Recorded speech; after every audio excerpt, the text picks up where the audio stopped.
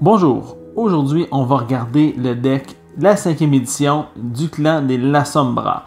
Donc ce clan-là, originalement, c'est un deck qui faisait partie de la secte Sabbath. Maintenant, dans la 5e édition, ils font partie de la secte des Camarilla. La venue de ce clan-là dans la 5e édition va aussi faire arriver une nouvelle discipline qui est en fait, je crois, le mélange entre deux anciennes disciplines qui ne seront plus dans le jeu. À part pour ce qui est des cartes Legacy. Donc si je ne me trompe pas, c'est Obtenebration et Necromancy. Donc c'est comme il va y avoir un mélange de ces deux disciplines-là qui va donner naissance à une nouvelle discipline qui s'appelle Oblivion. Donc c'est dans ce deck-là qu'on va commencer à avoir des cartes d'Oblivion. Donc ce que je vous propose, c'est que je vais ouvrir le deck et puis on va regarder chacune des cartes ensemble. Donc, pour commencer, on a ici une carte de référence. D'un côté, on a un lien pour aller voir le guide stratégique pour le deck de Lasombra. Dans la boîte de la 5e édition, la boîte complète avec les 5 decks, il y avait des cartons avec un guide stratégique qui disait comment jouer chacun des decks. Donc, comment jouer le deck en début de partie, milieu de partie et fin de partie, etc. C'était très apprécié. Je trouvais que c'était une attention particulièrement intéressante, surtout pour les nouveaux joueurs. Donc, ici, on a le lien pour ça, parce que là, évidemment, ils ne mettront pas le guide stratégique dans le deck préconstruit, mais ils vont donner accès. Donc, ils continuent à les produire, mais ils donnent accès directement en ligne. De l'autre côté, on a une carte de référence avec les séquences de tours, les actions, les différentes actions, les phases de combat, les disciplines qui comprend ici Oblivion. On va en reparler tantôt, on va avoir un paquet de cartes de Oblivion. Ainsi que les nouveaux clans. Donc on voit là-dessus il va y avoir Ekata, ici un petit aperçu d'un prochain deck qui devrait arriver prochainement, rapidement. Donc Ekata qui va venir compléter les clans pour l'instant qui sont dans la 5e édition. Avec des nouveaux symboles ici, puis un lien vers le rulebook. Donc voilà la carte pour le lien. Et maintenant, on va regarder les cartes du deck. Donc là, on est devant un deck avec le nouveau logo des Lasombra. Donc ici, on voit les Lasombra avec un nouveau logo. Donc c'est la nouvelle couronne actualisée. Donc on va commencer par regarder la crypte. Je vais prendre des cartes de crypte. Voilà. Alors, on va commencer comme ceci. Donc, Indian Ariaga. Donc, c'est un vampire de 6, de groupe 6. Et puis, qui a Dominate, Oblivion et Potence supérieure pour 6. On en a un exemplaire. Araceli Celia Rivera. Aducena. Elle a plus un intercept contre les Lasombra plus jeunes et moins un intercept contre les Lasombra plus vieux. D'accord, un vampire de 5. Brandon White. Ici, Prince de Lima. Donc, c'est la première fois qu'on voit à ma connaissance, c'est la première fois qu'on voit un Lasombra qui est prince, parce qu'originalement, c'était un clan qui était Sabbath. Donc celui-ci, c'est Gnaeus Amilius Augustinus. Donc si Amilius est ready durant ma unlock phase, ma proie va choisir un de ses ready minions qui contrôle. Et puis le ready minion va prendre un dommage non prévenable. Un vampire de 9. En 2 exemplaires dans le deck. Kamaluddin, c'est un primogène. Maria del Toro, prince de Barcelone. 2 exemplaires. Rinaldo Albizi, plus un intercept et primogène. Yewon Hong, prince de Singapour. Durant le polling step de n'importe quel référendum, Yewon, elle peut défausser une carte qui requiert Oblivion pour gagner plus un vote. Donc, c'est durant n'importe quel référendum. Pas besoin d'être une action politique. Ça peut même être durant une Blood Hunt, par exemple. Et on a 2 exemplaires. Maintenant, on va regarder les cartes de librairie. Donc, Amici Noctis, ici, c'est une carte qui est jouable en modifier, qui demande la Sombra, et puis qui se joue après la résolution positive d'un référendum. Donc, il faut que le référendum soit passé, et à la suite d'un référendum d'une action politique. Donc, ce que ça fait, c'est que pour chaque vote par lequel le référendum a réussi, on va distribuer, le Medulla va distribuer un Blood parmi les Lasombra Ready qu'il contrôle. Un vampire peut pas gagner plus qu'un Blood de cette manière-là. Et un Medulla va gagner un pool aussi. Donc un vampire peut pas gagner plus qu'un Blood de cette manière-là, et le Medulla peut pas gagner plus qu'un pool non plus. Ou 2 pools si le acting, le Sombra qui fait la political action était titré. Donc ça permet de redistribuer plein de blood. Donc il y en a 4 dans le deck. On a un Ancilla Empowerment. On a Arms of the Ahriman. C'est une carte qui demande Oblivion. Donc le nouveau logo de Oblivion, voilà. Alors, c'est un Additional Strike ou Strike Dodge avec un Additional Strike, et c'est limité. Qui demande pas de blood. Oh. 2. Il y en a 2 dans le deck. Après ça, évidemment, Camarill's Iron Fist qui vient remplacer dans les decks de Camarilla les Kind Resources Contested. 2. On a Deflection.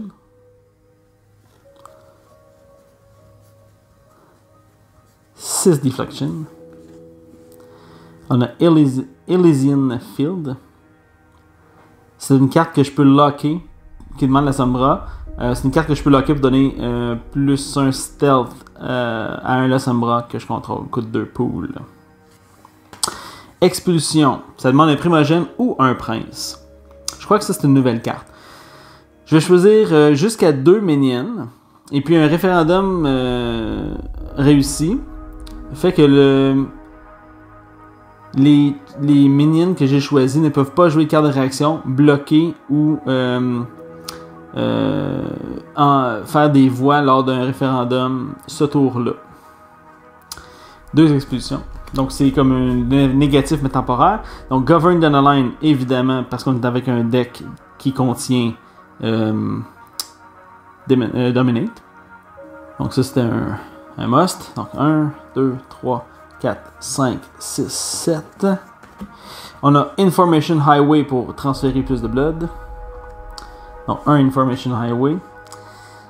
Donc le copain de Camarill's Iron Fist qui est Kind Resources Contested. Combien j'en ai? 1, 2, 3. Un peu moins fort mais coûte pas de blood.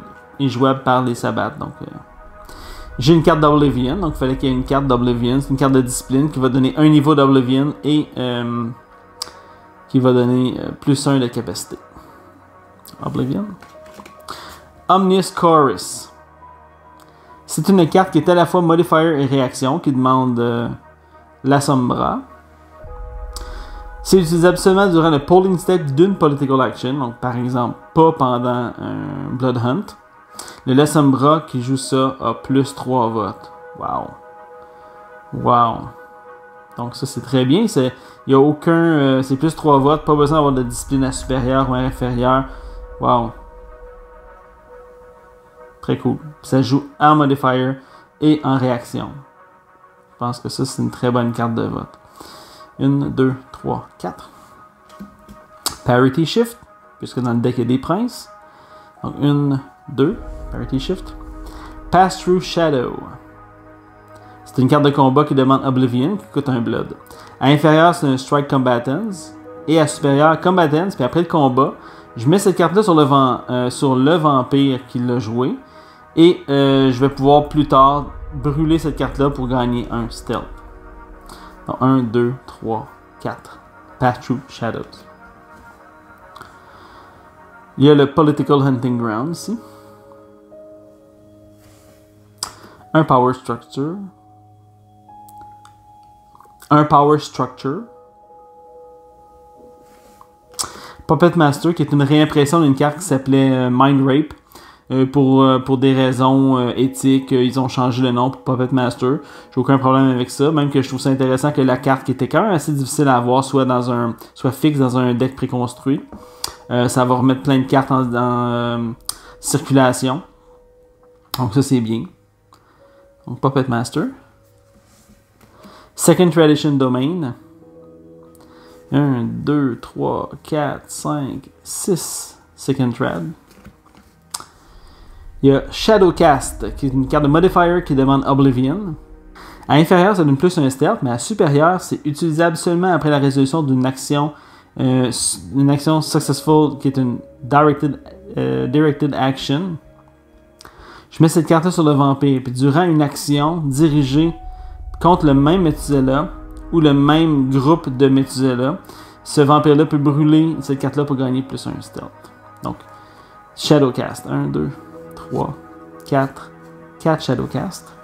Ici, on a Shadowcloak, qui est une carte de modifier qui demande encore une fois Oblivion. Donc, ils se sont vraiment gâtés sur les cartes d'Oblivion, vu que c'était une nouvelle discipline. Donc, ils ont vraiment voulu donner un certain pool de cartes, d'avoir 5-6 cartes différentes là, de Oblivion. Donc, on va voir jusqu'où ça va nous mener. Évidemment, dans le deck de Hekata, il va y avoir d'autres cartes, évidemment. Peut-être qu'il va y avoir des cartes qui vont se ressembler aussi. Donc ici, plus un stealth inférieur à supérieur, seulement utilisable après une action successful. Je mets ces cartes-là sur un vampire. Puis les minions qui n'ont pas Auspex ne pourront pas faire d'action dirigée contre ce vampire-là. Durant ma Unlock Phase, je vais brûler cette carte. 1, 2, 3, 4. On a des Sleeping Mind. 1, 2. Donc, Stygian Shroud, donc c'est une carte de modifier qui demande Oblivion. Ça s'utilise seulement quand il y a un minion qui essaie de bloquer. Donc, à inférieur, c'est moins un intercept donné au minion qui essaie de bloquer. Et à supérieur, c'est je brûle un blood pour que la tentative de bloc soit un échec. Et celui qui tente de bloquer, le minion qui tente de bloquer, ne pourra pas tenter de bloquer cette action-là jusqu'à la fin du tour. Donc 1, 2, 3, 4 Stygian Shroud. Il y en a un Sudden Reversal à la place d'un Wash. Donc un Sudden. 1, 2 Sudden. On a Touch of Oblivion.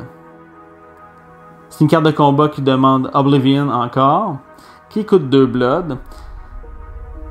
Donc, Last Strike, c'est je mets ces cartes-là sur le opposé minion avec 2 counters.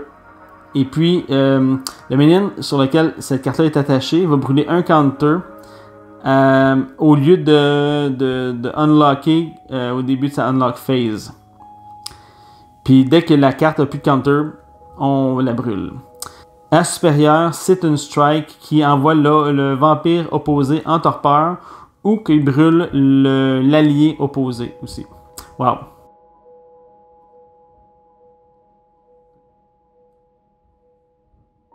Ensuite, on a Truth in Darkness. C'est une carte de réaction qui demande Oblivion. À inférieur, plus un intercept.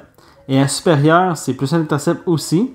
Et si ce vampire-là bloque, il peut brûler un blood à la fin de la résolution du bloc pour unlocker. Donc, Truth in Darkness, 1, 2 exemplaires. Ensuite, on a des Villains. 3 Villains. Une autre carte d'Oblivion, donc Where the Veil Thins. C'est une carte de modifier. À inférieur, c'est plus un stealth. Et à supérieur, c'est plus un stealth aussi. Et les minions qui n'ont pas Oblivion doivent brûler un blood pour essayer de bloquer l'action. Les alliés ne peuvent pas brûler de blood. Donc, je crois que ça rend l'action imbloquable pour les alliés, vu qu'il faut brûler du blood pour tenter de bloquer l'action et que les alliés n'en ont pas. Donc, 1, 2, 3 et 4. C'est ce qui met fin au deck. Donc, je suis très content de voir là, la venue d'une nouvelle discipline.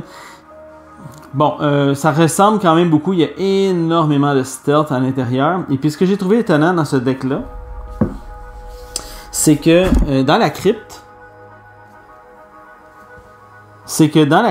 il y a, on nous présente 3 disciplines principales, donc Dominate, Oblivion et Potence. Et puis dans le deck, il n'y a aucune carte de potence. Il n'y a pas de carte de combat orientée sur le dégât, beaucoup de dégâts ou quoi que ce soit. Ce qui est je crois que c'est un peu dommage, mais d'un autre côté, ils ont voulu, je pense, axer le deck plus comme un genre de Bleed Stealth qui vote. Donc, beaucoup de stealth, des cartes de bleed, des cartes qui permettent de rajouter du stealth encore, des cartes de vote, grainer du blood avec le vote, etc.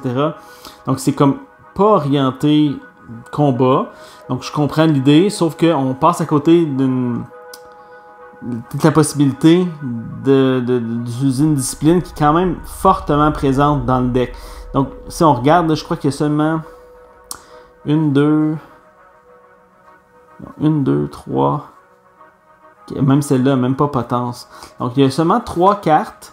Toutes les cartes ont potence et à partir d'ici, là, toutes les cartes ont potence à supérieure. Donc, 1, 2, 3, 4, 5, 6, 7, 8 cartes du deck. Donc, 2 cartes sur 3 ont potence à supérieure. Et de ce qui reste, il y en a seulement une qui n'a pas potence. Donc, probablement que mettre une coupe de cartes de potence dans le deck ça aurait eu sa place pour jouer peut-être même en surprise. Puis aussi, vu que c'est très présent dans la crypte. Alors voilà, c'est ça le commentaire que j'ai à faire, là, juste à brûler au point comme ça. J'ai pas joué le deck encore, donc je peux pas savoir comment il roule. Mais voilà, c'était la 5e édition Clan Lasombra de la nouvelle mouture Camarilla. J'ai bien hâte d'essayer. Donc on se voit la prochaine fois pour le deck des Hekata.